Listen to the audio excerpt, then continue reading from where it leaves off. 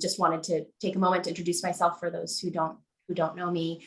I am the head of community engagement and communications at GRIN Therapeutics. We are joined today by our founder and CEO, Pierre Andrea, our CBO, Hans, and our head of clinical operations, Mark, all from GRIN Therapeutics. And we're also joined by Liz Marfia-Ash from the GRIN 2B Foundation, who's going to help with some of our discussion today.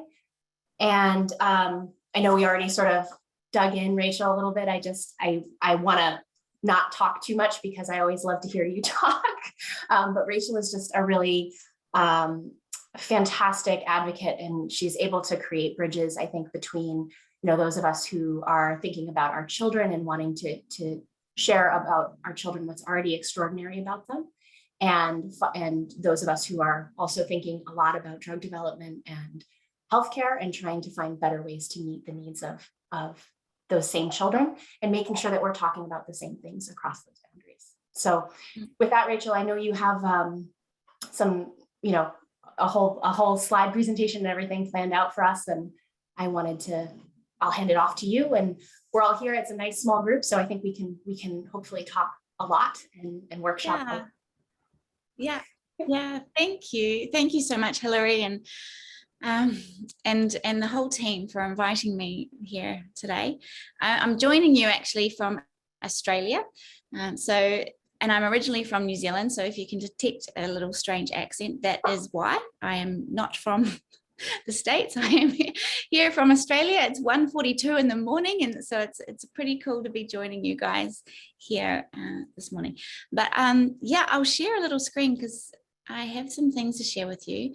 And I guess before I start, I'm coming to you from the perspective of being a parent, but also an artist. And so I've found that those two things have been the thing that have helped me find the bridges. I'm not a healthcare professional at all, but over the last decade or so, I've had hundreds of conversations with healthcare professionals and parents and pharmaceutical representatives and people from the whole rare diseases community. And it's just solidified the work that I do now, which is around a deep sense of allyship. I love this word allyship, around partnering, about how we can see the best in each other for the best in each other. And I think that this is where therapeutics and therapies can really shine, when they have that sense of allyship. Like what we have, our knowledge, can really serve what you need.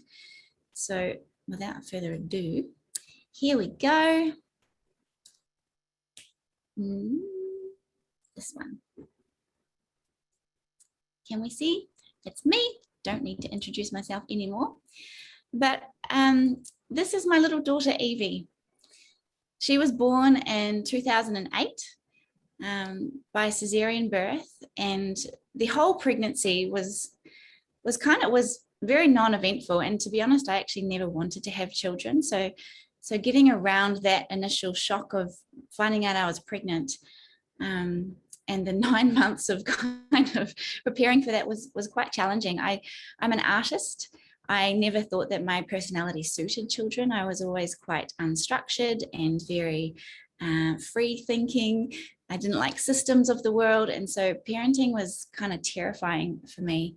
And I spent a lot of time wrestling with this new reality that I was going to be, in fact, a parent. And when she was born, it was incredible just how all of those fears melted away upon meeting her.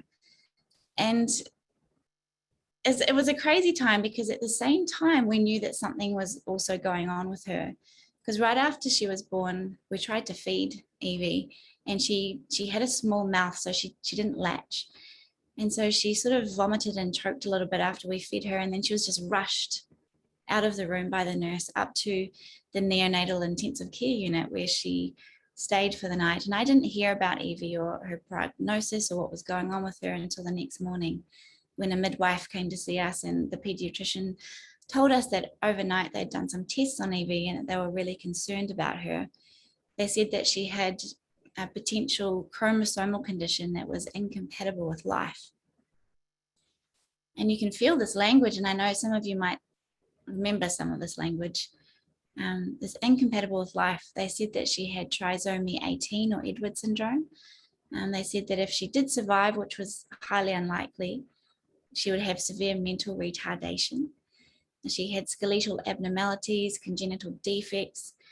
And these words, can you feel them, like defective and abnormal and incompatible and retarded? They just felt extra weighty on top of this really confronting, unexpected news that here was this child that was different to what we had expected.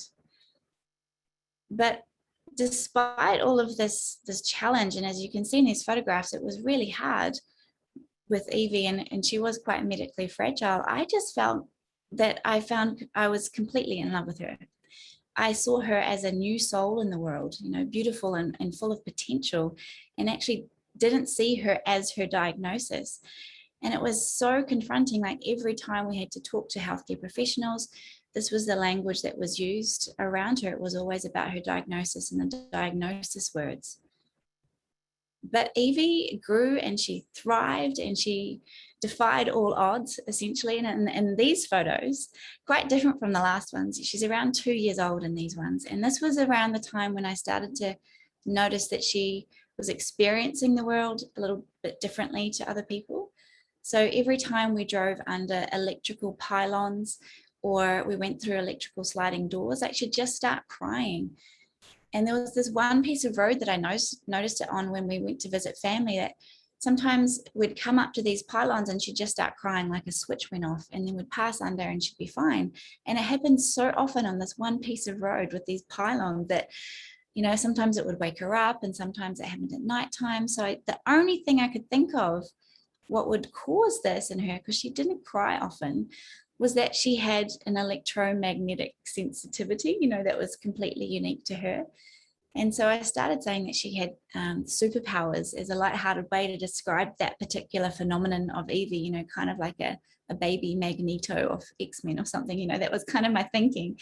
But just this tiny little idea, this spark really just changed everything for me, because I then got to think deeply into her character and think about all of the things that I loved about her, the fact that she was so pure and so fragile, and how that drew people towards her, how she evoked like this level of care and love in people that they hadn't experienced before, how she couldn't speak or use any words, but we could communicate together. Like we could make up games together. Like she would laugh, we could make each other laugh and giggle, and she loved being on a beanbag, and just the beautiful, simple things in life, and how deeply present she allowed me to be as a mum, and just how we were so brave together, and how she went through things and she endured things and she came out stronger and always smiling. So all of these things I kind of referred to as her superpowers, but it was basically just Evie in essence, in herself, being herself. But I never got to share those things about Evie, because constantly, if I took her into the street, the first thing that someone would ask me when they saw Evie was, what's wrong with your child? What's wrong with her? And initially I'd kind of brace myself and I'd launch into this ginormous spiel about, well, she's got partial trisomy 9 and partial monosomy 6, and she can't walk and she can't talk, and she's got multiple ventricular septal defects, and she's got blah, blah, blah, this, that, and the other, all the big words that, the diagnosis words that I had learned that had defined my child from all of those years ago when she was first diagnosed. And the people would just, these strangers would look at me, and then they'd sort of glaze over with, I rattled off all these big words, and then they'd walk away. And I just felt this chasm of difference between us, and fear and just this disregard, I guess. Like, and I hated the feeling it left within me that I'd really let my child down in that moment. Like I hadn't described Evie or her character or her personality. I just basically listed a collection of failing body parts, and then the person wandered off. But with this new language of superpowers and this elevated mentality that allowed me to celebrate who she was and gave me a new way of describing her, the next time someone asked me, what's wrong with your child? I just said, nothing is wrong with her. Actually, she's got superpowers. And they kind of looked at me a bit strange, and they said, well, what do you mean? And then I got to describe everything that I loved about my child, like I've just described with you now. And then they looked at her again and they said, oh, isn't she beautiful? Look at those long, delicate fingers and look at those beautiful, sparkly eyes. And then in that moment, the fear of difference just melted away and we could connect on a human level because I described a human being. They saw a human being rather than this collection of failing body parts, and something to be afraid of. So there's always so much more that connects us in our humanity than separates us. And so this was my language and my way of, I guess, communicating that. And I loved it. But even though I had this new language, I was always tripped up by it. And it was often through the medical realm. Often when we had to fill out needs assessment forms or any kind of tick box document where it was listing, can your child do A, B, or C and X, Y, and Z? And, and I remember I had to fill out a document and it was 2 pages long asking me these kinds of questions, can your child roll? Can your child do this, that, or the other? And I couldn't tick a single box. I couldn't tick a single question to anything that these people or this document was asking of me. And so I had that same sense of powerlessness and helplessness that when I handed in this form with no ticks, with nothing on it, that the person at the other end would think, well, here's a child that has no value, that can't do anything. It's probably costing the system a lot of money. She's just a bit of a blob. What are we going to do with this one? What is this? And so I said to the healthcare professionals that had, presented this document, and I said, look, I hate this form. These questions just suck. They're all just awful. Like, I hate them. It's not giving me any opportunity to talk about my child. And I hate the thought that, they're going to potentially see that there's no value in her. And, I know that maybe we'll receive some funding or something, and that's all amazing, and I'm grateful. But honestly, I also just want the people at the other end to know how much this child is loved, how amazing she is, and how I love being her mum. And so none of the questions I got to reflect that kind of experience. And so I said, look, I'll fill it out, but only if I can make up my own form and hand that in as well. And I said, okay, we don't know what you mean, but sure. And so I did. I made up my own form and I called it the Evie's Awesomeness Form. To be fair, Kung Fu Panda had just come out a few years earlier, and it was maybe one of my favorite movies of all time. So this word awesomeness, I think it's been overused quite a lot. I know that I overuse it a lot, but I think it might be one of the greatest words ever, because I think that everybody has awesomeness within them. And it's just dependent on the measuring sticks that we use. These measuring sticks, these pieces of paper, these tick box charts often are just not applicable. And I think, how often we're measured as humans, even before we're born, like we're measured and we're prodded and, we're measured against normal, which doesn't even exist. And so this awesomeness form, as you can see, are, 8 questions of my own that I could already answer yes to. And it was so much fun writing these questions, thinking about the things that Evie could do, the things that I loved doing with her, and then just writing yes with a big tick beside it. And how empowering that was for me as a mum to finally get to put a tick beside something my child could do. But I also noticed that as I answered these questions, I could see how my child was growing, how she was developing, how she was changing. And while no document would be able to measure that slowness, I was able to. I was her mum. I could see this, and she was growing and developing in her own time.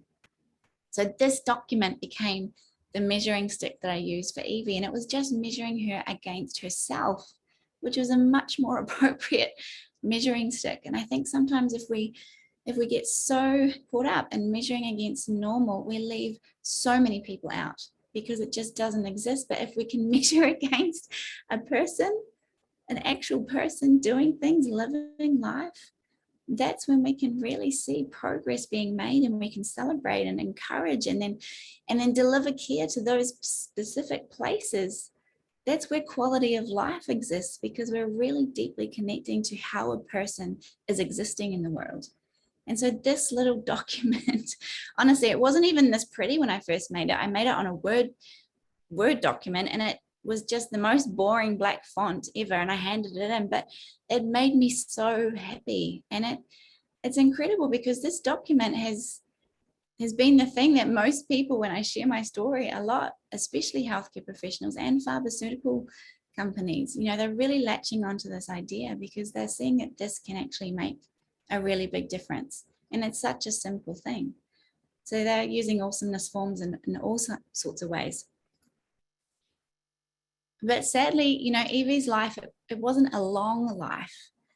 But for every single day of the 2.5 years that she was alive for, she was completely compatible with life. Going back to that word that was first used when she was diagnosed, she's incompatible with life, which simply isn't true. It wasn't true.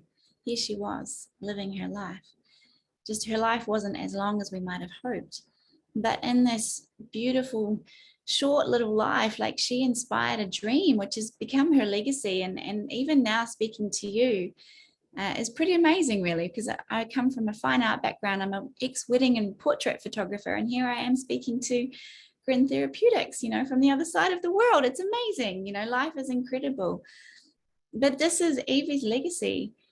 And so after Evie died, a few years after that, after I kind of gathered myself, I thought that, if I'm feeling all of these things towards my child, or if I was feeling all these things and seeing so much ability and so much uniqueness and all of these beautiful characteristics, I wonder if there are other families out there that have these children that have rare conditions or chromosomal conditions, and they're finding that they're getting swallowed up by the medicalization of their children.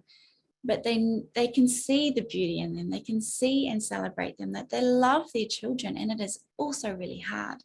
I wanted to capture these stories. And so I decided, I'm going to make a book. I've never made a book before, but I thought, I want to make a book, a big, beautiful photographic celebration of life and ability and uniqueness and difference and superpowers, and find out what is going undetected in the world and superpower realm. And so that's what I did in my capacity as a photographer. At the time, I traveled around New Zealand, the whole of the country, and I met 75 incredible families with beautiful children, all with a whole range of conditions. And that's the Superpower Baby Project there that you see. And then a few years later, after I moved to Australia with my beautiful husband, we made the follow-up book, Superpower Kids, which again, it celebrates uniqueness and ability and these stories of these children and their families that they're living their lives in a way that was completely different to what they expected, but they're finding the ability, they're finding the uniqueness, and they're finding beauty in their children and in their experience.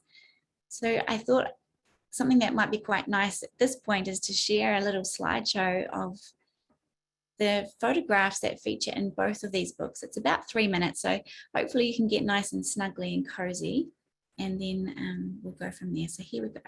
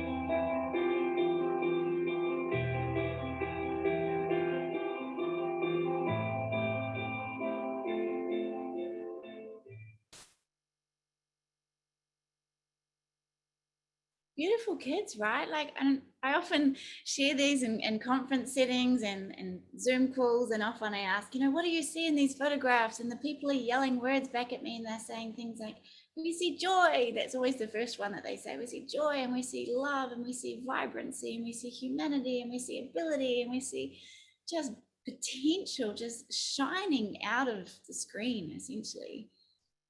And it's true, these kids, they were vibrant little humans.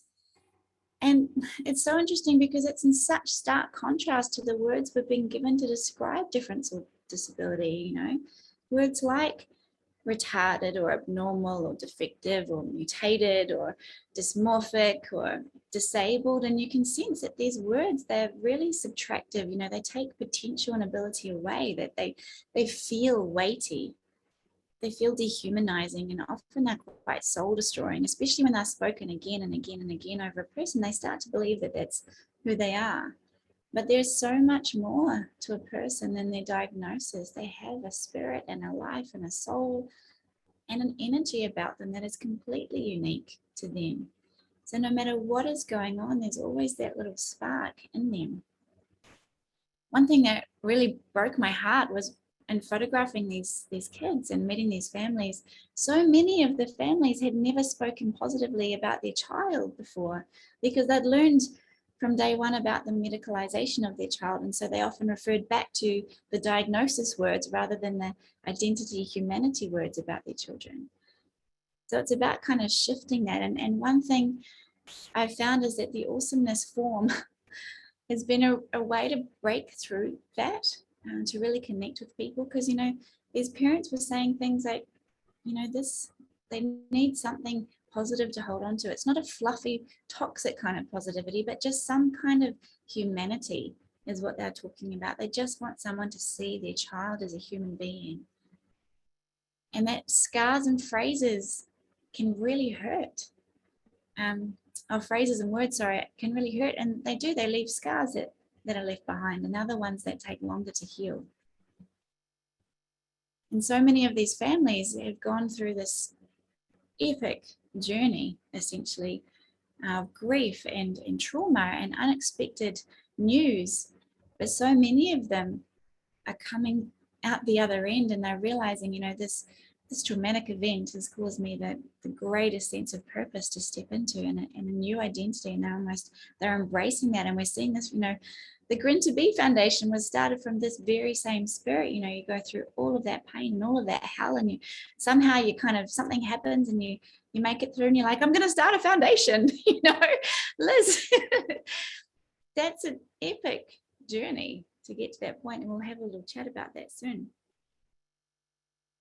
And so in the past, we've done these beautiful workshops where we've celebrated these children, and you might recognize Esme. This is Hillary's daughter, and we did this last year. We wrote Awesomeness Forms for the children, and we did it together as a workshop, and so we're going to do a little bit of that today. But an Awesomeness Form, in essence, is a question you can already answer yes to.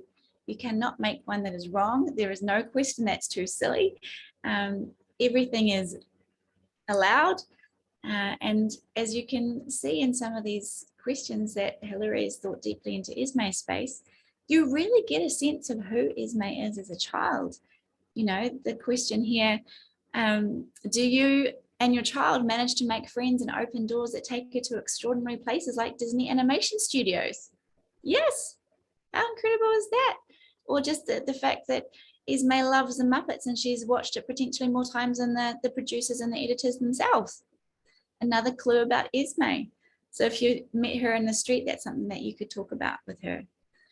And these beautiful children, and it's amazing just the difference that these Awesomeness Forms are making to not only the families, but everyone involved in the care around these kids. Because often these kids are fragile. They do end up in hospital. But when doctors and nurses and healthcare professionals can really see the human that they're fighting to save, or that they're working on, that they're healing, it's a whole different way of care.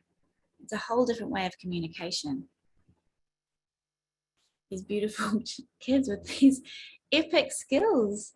And you can get the sense that these families are going to be able to see how how Shirley Rose is developing, how she's going. So without further ado, maybe Liz, should we have a little bit of a chat about making an awesomeness form for your kiddo? Should we do that? And just to give people a little idea about that. And so I've just put this little slide on the screen just as triggers. And I'm going to send you a whole package of greatness that you can take away with and digest later. But these are just triggers to kind of get you thinking into your child, because often it's a different space. So I'm going to stop sharing my screen now for a minute and we can jump in. So maybe just have a look at those things and see if anything's jumping out to you as a potential starting point. Did that make any sense, Liz? Mm-hmm. It did, Awesome. yeah. Yeah, so tell me about your child. So my daughter, Lucy, has GRIN 2E, and she's 8 now. She was diagnosed when she was 18 months old. So gosh, I don't know. You just want to know everything, or? Yes. Yeah, so that's the thing, like when we ask, tell me about your child, and I think because you get so used to in this space, you go all the way, you're always going all the way back to the beginning, you know, wow, my child was born and they're diagnosed here, and then and that's the narrative, right? And parents and families get trapped into that way of thinking, and then somewhere down the line they're like, oh yeah, but she's 8 and she loves this or she does that or whatever, and those are the things that are often forgotten. But I think especially when it's coming into care, it's nice to have the balance. So maybe are there things that you that you and Lucy do together that you love doing with Lucy? So she loves being read to. Mm-hmm. So she, she's doesn't speak, so, and has difficult with fine motor skills, so she really can't read books on her own. So we read to her, and now that she's 8, we've been kind of slowly realizing, like, oh, she's 8. We need to, we've been advancing her books over the years, but then we got, I don't know, you get kind of stuck in a rut. And I think 8 is when kids kind of start more reading on their own or having more opinions about what books they want to read. And, we can't very easily, take her to the bookstore and just let her pick out some books. So we've been slowly trying to find books that we, book series that we think she'll like, which has been very, very interesting. We're trying to keep things, more on her chronological age level, because I don't really believe in saying what level a kid is at. That she's 8, but she functions at, whatever X level, because I couldn't even really tell you. I mean, she does different things at different levels. So there's no way I could quantify her abilities with an age. So to me, she's just 8. So we just, other than, so we try to give her things that 8-year-olds would like, within reason of what's, safe for her ability. So we love to read books to her. She's very interested in that, and we let her choose the books. We'll give her, several choices. And how do you know that she's enjoying the books that she's being read to? That's a good question. Mainly because she's not upset. You can very much tell when Lucy doesn't like something, because even though she can't speak, she will vocalize when she doesn't like something. She'll cry, or she'll push it away, or things like that. So she definitely makes it known when she doesn't like something, but usually, she's smiling and very content when she's being read to, and she will kind of, she doesn't, she has some vision issues, so she doesn't always necessarily attend to the book consistently, but she will like turn away and turn back to it. Or, she's very sensory seeking, so she'll, want to reach out and touch the page. Cool. So I reckon if you were writing an awesomeness form around this kind of thing, you know, one of your questions could be, does your child let you know when she is enjoying a book? And you could say, yes, we know that she's enjoying a book when she's not, you know, when she's not crying, or, you know, that she's content, and she has this ability to just be able to listen whenever she wants, and she has her own kind of mind when it comes to listening. So you could kind of write those kind of things in your form, which would give people a really good indication on how Lucy likes to listen to things. It's almost like she's got a podcast going, you know, she can just do her own thing and she's just listening to you reading her book to her, you know, you're her own private podcast person. Yeah, what other things? How, you've mentioned that she's quite sensory. Does she have a favorite texture? Like, how do you know what's her most go-to kind of texture? Probably paper. If there's paper anywhere in our house, she will like hone on it and find it and crumple it up, throw it on the floor, like just play with it for a long time. So yeah, so if it's an important piece of paper, we know to keep it out of her reach. Yeah. Somewhere. If it's just junk mail, then it's like fair game. Yeah. Do you find that she gravitates towards the more important pieces of paper, or, you know, she got some kind of, or is it just she sees it, or she can almost sense the paper and she's like, I'm going for it no matter what? Yeah, I think she does have she definitely is very mischievous, and not only paper, but also food. She's super into food. So if you leave food anywhere in her reach and you think she's on the other side of the house, like, and you walk away for like a second, like you have to put that food out of reach, because otherwise she will rush right over and eat it. We've had many leftovers from dinner that we didn't put away right away, that all of a sudden go into the kitchen and she's just eating it. Character. I love that. Has she got a favorite? A favorite food? Yeah. You know, she loves everything. You know, I have 3 kids and my 2 boys are picky, ridiculously picky. And Lucy is not picky at all. She loves food and she will eat it, any of it. I don't think we've ever really come across hardly any. Maybe we give her something spicy once and she was kind of crying. But she loves it all. That's awesome. I love that. And so can you sense that, you know, some of these things, if you had a document that was able to detail some of the stuff, like how refreshing it is for people to know these things about Lucy and talking about Lucy? Yeah. I don't know what you prefer talking about, like if it's her character or if it's her medical. And that's, I think the thing is that it needs a balance, you know, where we're looking for therapies and we're looking for how to make Lucy safe. And, you know, GRIN Therapeutics is here to kind of help balance that. But at the same time, there's a human spirit in there as well that can be celebrated while all this is happening at the same time. Yeah. Absolutely. Absolutely. And I think we've been remarkably lucky that we've got a great team for Lucy, and they all, you know, there's really no one that we speak only medically about Lucy with, you know, and we've really found for her private therapists, like they're really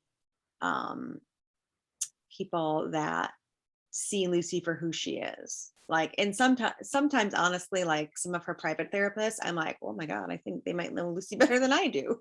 Like they really get her and speak her nonverbal language, which I know is like, I'm not saying it's rare, but it can be rare to find people like that. So we are extraordinarily lucky. And we, even before I heard your keynote speech at Global Genes in 2018, I think I was already headed in that direction of like trying to promote positive language for both Lucy and our entire GRIN2B community. So that is kind of the message that we try to put out. But yes, of course, our kids, you know, have things that they can't do and they need help with. But, we also really try to promote, positive words. We don't say suffers from, we say, lives with, children that live with, or individuals that live with GRIN 2B, or diagnosed with GRIN 2B. We usually don't say mutation, we'll say variation, change. It makes a difference. I like that language. It really Yeah. shapes your landscape, what you perceive. And it's amazing how a simple shift in a word or two can change an entire view of what's possible. And I love that you're saying, you've got these therapists that are seeing this as well, and how much of a difference that makes, that they speak the non-verbal language. There is so much to communication, not just words. And I think if as many people can understand that, I think that we'll have so many different ways to connect with each other.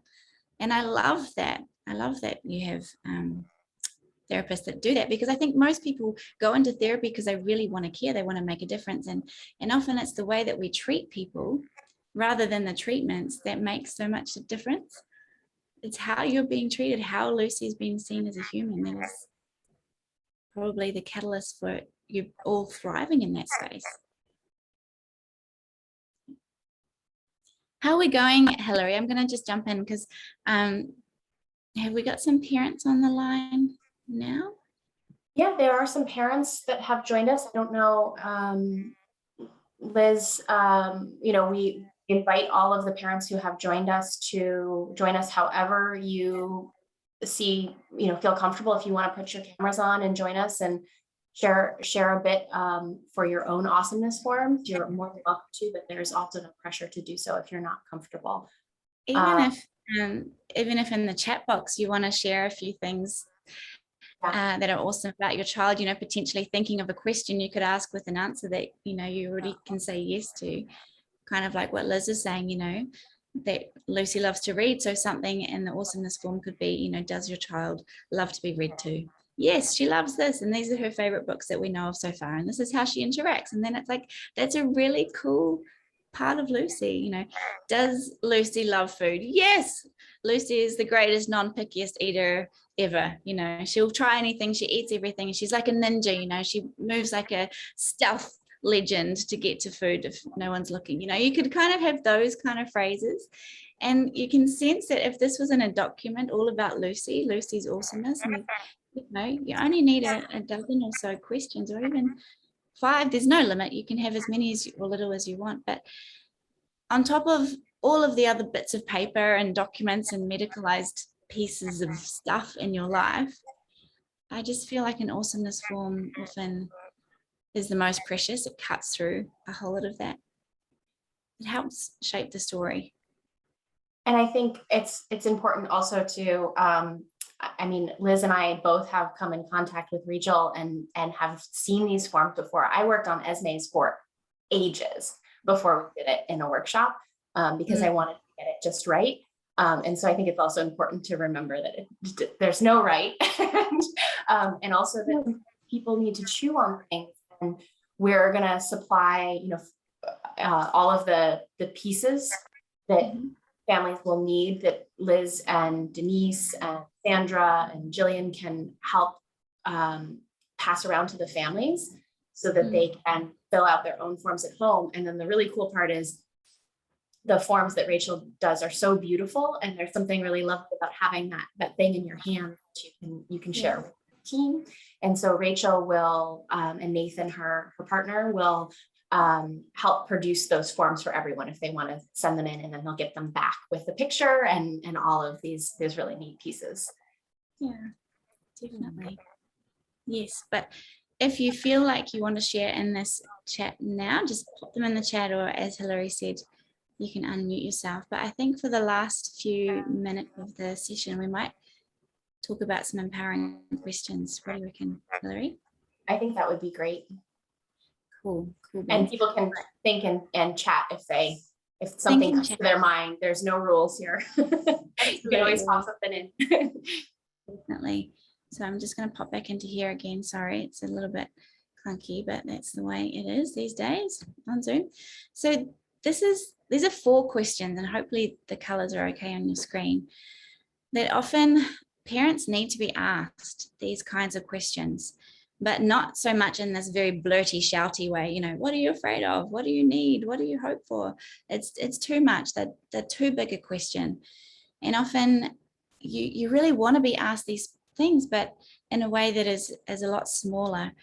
And so often in workshops, we get parents and healthcare professionals often together even, which is pretty powerful as an exercise, to think of as many different ways of asking these questions so that a family can really answer them in a way that is meaningful and a way that can connect them to the person who is there to help and support, so that everybody is on the same page. Because often, you know, especially with the what do you need question, especially when it's difficult, and you might be finding this with your own families if you're a parent, you know, people want to do things, they want to help, and they're like, what do you need? What do you need? And then you're so overwhelmed with everything that you need that you don't even know where to start, or they just give you things that they think you might need, and then you feel obligated to receive those things, and they're completely the opposite end of what you actually do need. And so then the person feels that you don't appreciate them, and then you feel like, well, you haven't asked me what I need, and you've given me this thing and I didn't need it, and now and it's just all too much. And that creates a sense of isolation, because it just becomes, it's easier just to not deal with anybody else. And so you end up being alone, doing it all by yourself. And so these questions they're too big, and that is causing a lot of the problems. But these questions, as I sort of started spieling to you guys before, it speaks to these parts of our humanity, that like the dignity in all of us, the capability, the vulnerability, and the humanity in us all.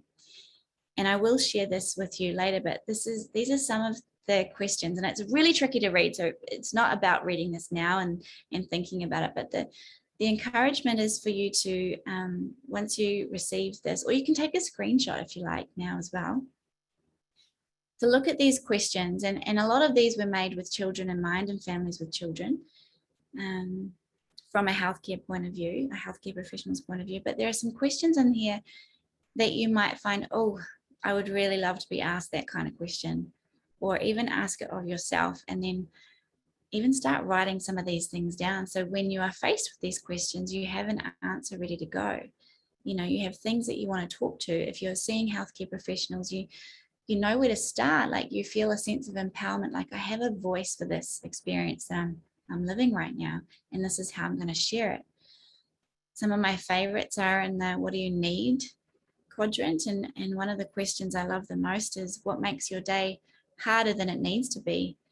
Just one thing that is a friction point that could be looked into by somebody. It could be therapy, it could be just someone giving you a cup of tea. I don't know, like just whatever is making your day just that little bit harder than it really, really needs to be.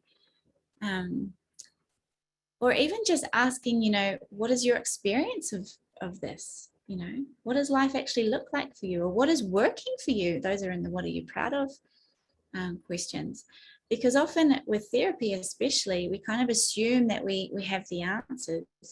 But if we haven't asked for what a parent needs or wants or is hoping for, then we can assume things, and then we can get out of alignment and off onto different pages so fast, and we don't even know what's happened.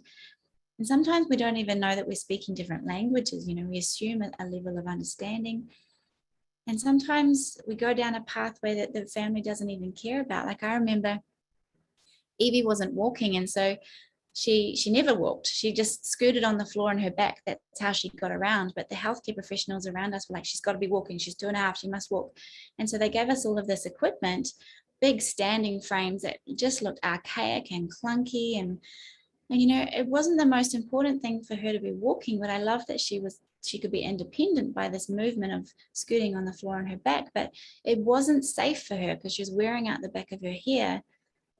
So much that her scalp was bleeding. So this movement was not safe for Evie.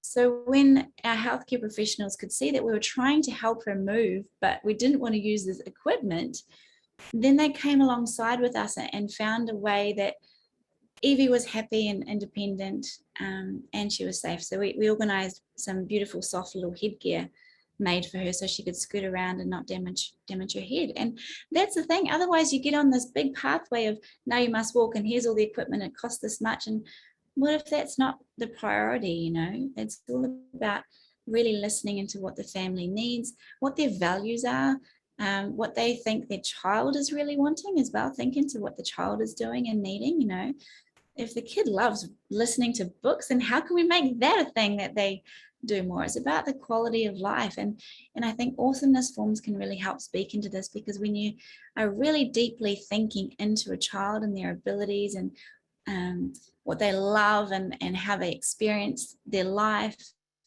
then that's when we can sort of build care around that image, rather than trying to put everything into this box of normal. How's everyone feeling about that? Is that resonating at all with families out there and parents? Yes, definitely. Very much. Yeah. Yeah. Can you see these questions, Liz? Like, are there any like standing out to you that you'd love to be asked? Or Hillary as well? If you... I definitely zoned in on the one you mentioned, though. What makes your day harder than it needs to be?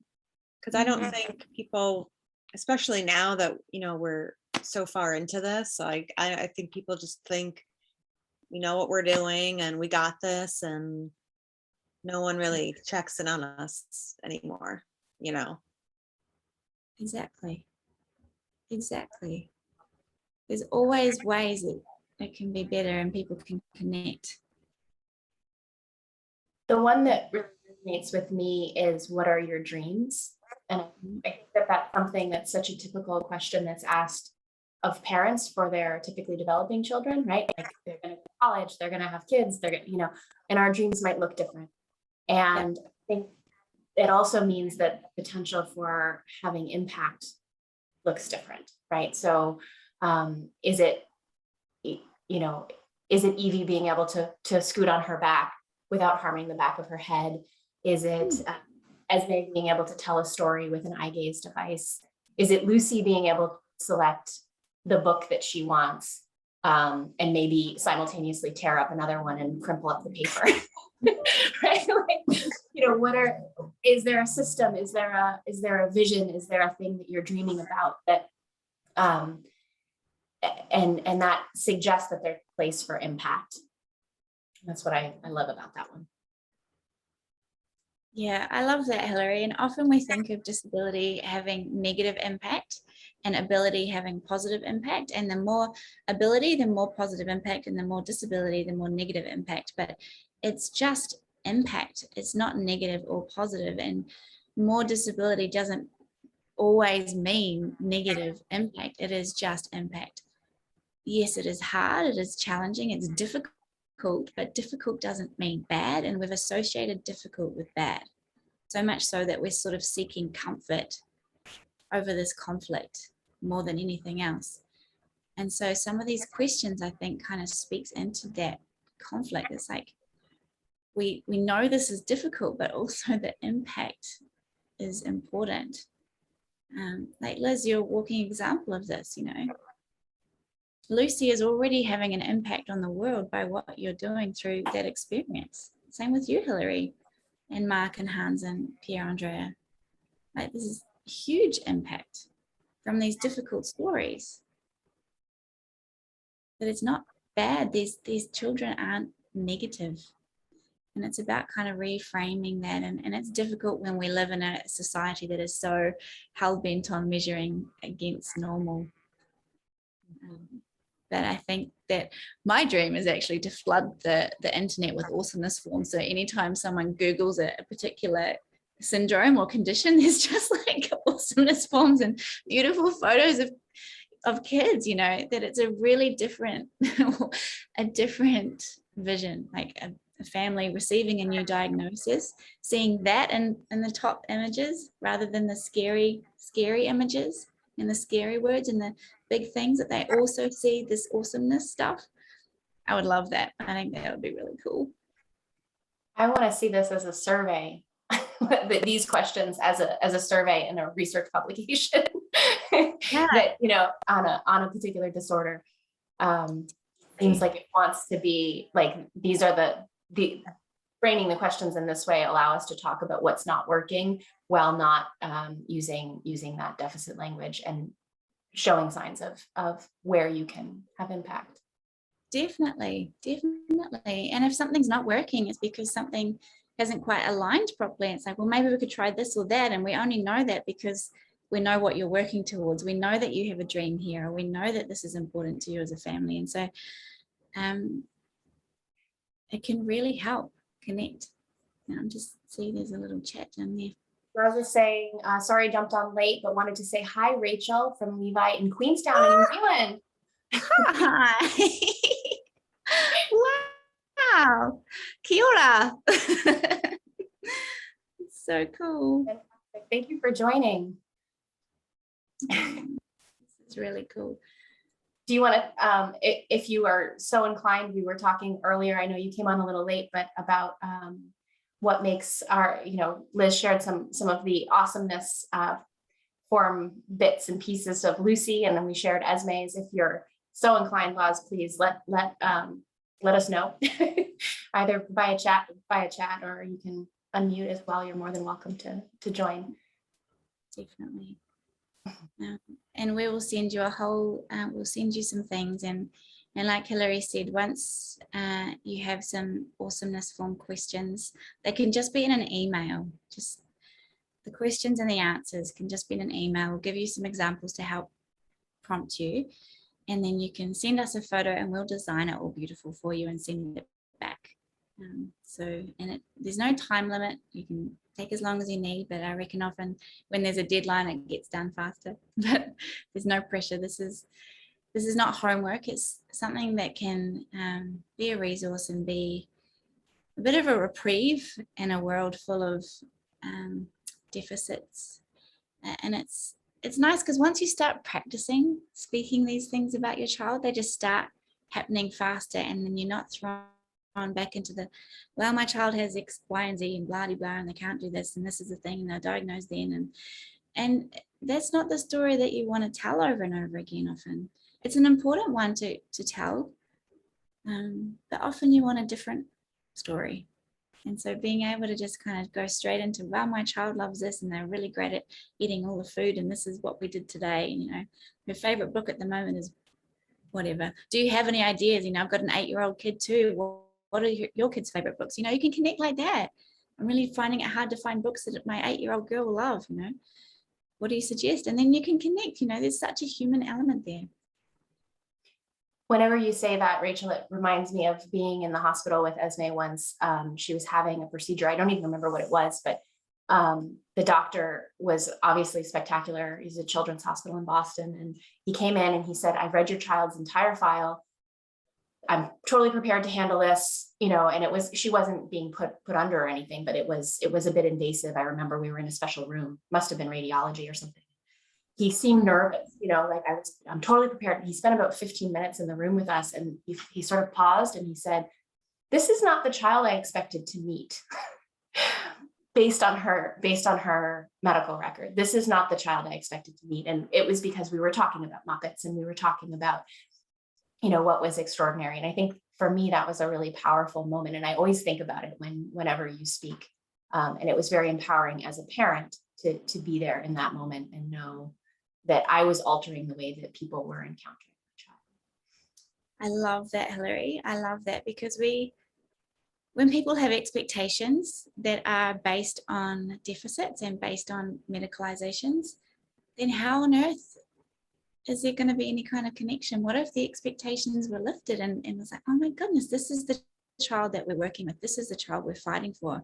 It's an actual human, not this list of body parts that are doing interesting things, I love that. Like he got it in that moment, right? And this is why they often, this kind of healthcare professional, they want to make a difference. Like they're in the profession because they care a lot. They want to make a difference in the world. This is how they can make the most impact, is how they treat you, how they look at your kid, how they see your child. Morning, guys. I have unmuted myself and woken up. So hi everybody from early morning in New Zealand. Hello, thank you so much for joining. It's okay. It's a bit busy in the household at the moment, but I just wanted to jump on Rachel, I've been very lucky to actually have some photographs taken of my little Yes, GRIN child I was by wondering Rachel. if it was you, Loz. Yeah. I didn't want to assume that. I thought that surely there can't be two Levi and Lozes from Queenstown, New Zealand, but I didn't want to assume. Yes. So and I got to meet Rachel at a seminar conference that she did here. So I just wanted to jump on and say hi. Secondly, I have just become part of what they're calling the whānau family working group, which is a group of parents that have children with special needs, and they are reviewing the child development services, which for New Zealand, that's your occupational therapist, your speech and language, your PT, your social workers, and the team that support you. So they have created this committee to try and get the child development services all on the same page. So it doesn't matter where in the South Island in New Zealand you live, you will hopefully get given and provided the same service. And part of the one of the ladies from the group is a big fan of yours as well, Rachel, and we has proposed an idea that what we're going to do is create an awesomeness form. And part of the awesomeness form is for the as well as an awesomeness form, we're hoping to create like an online platform that we as parents invite the providers into. So we would create our own awesomeness form with photos and what they've been achieving as such, and then we would invite the pediatrician into that form so that they can see we don't have to repeat that story. We don't have to go through everything again. So yeah, just heads up that you've inspired that, and we're working together as a committee to try and make it happen, to try and make it better for families so that we can have more positive outcomes. Yeah, and for me, when I've seen healthcare professionals, the best ones that I've ever found are the ones that talk to Levi, as the patient that they're treating, and not talking to me about him. That's what I've found to be great. Yeah, that's so cool, Loz. I love that. And if you need any help at all or support, I'm all yours. Thank you. Thank you so So much. cool. That's amazing. What a wonderful connection. New Zealand. Tiny bit muddy. Well, I do want to be mindful of everyone's time. I know we've gone a little over, and I'm so happy everyone has hung out with us, and Rachel for staying up until now 2:30 in the morning.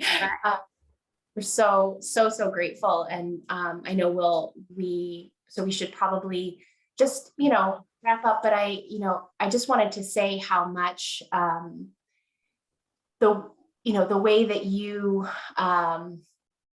orient, I think, all of us in this space is helps us focus on helping our children live lives that are more of what's good about them. And I think that that's really the takeaway here. And it's important for us as a company, as a disorder community, as a community working around disabilities, to constantly have that in mind, right? That this is what the goal is. And that's really always spoken to my heart as the mom of Esme. And I'm so happy that we were able to share that today with the GRIN disorders community. And I'm thrilled that we'll get to pass this along and pass along all of the resources that you've produced and are going to share with the community.